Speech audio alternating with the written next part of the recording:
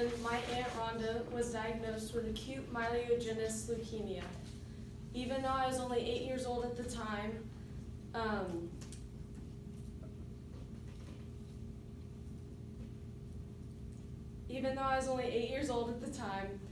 my mom informed me that it was cancer of the bone marrow, and that the first thing to do was to treat it with chemotherapy.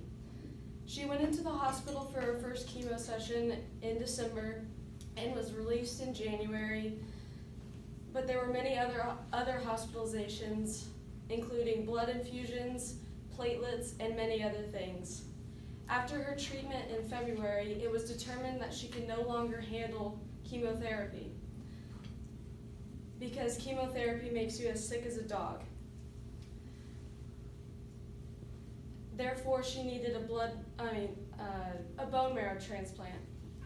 After my mom and her brother were tested to see if they were matched, which they weren't,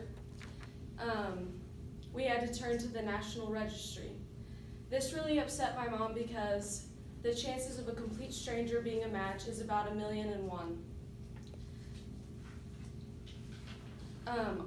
The hopefulness of our family was at an all-time low at this point. God was on our side, and there were actually 2 matches. One was actually better than the other, and our family was as happy as kids on Christmas morning. In June 2008, my aunt received her life-saving transplant. After 1 year, if both donor and recipient both agree, you can exchange personal information. Luckily, the donor did agree, and we had a life celebration party in her honor. After 1 year of anti-rejection drugs, my aunt became a spokesperson for the Be the Match Foundation.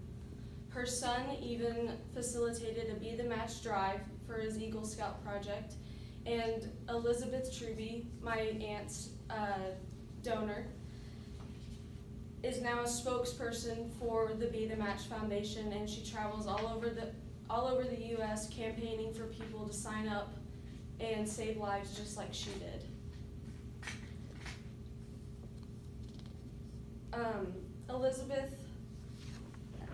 Elizabeth's pride, persistence, and passion for the registry is unbelievable, as is my aunt's. My aunt is asked all over the world to tell her story and share what an incredible bond that has been created between our family. So this is to my aunt and to Elizabeth. Thank you for saving my aunt's life.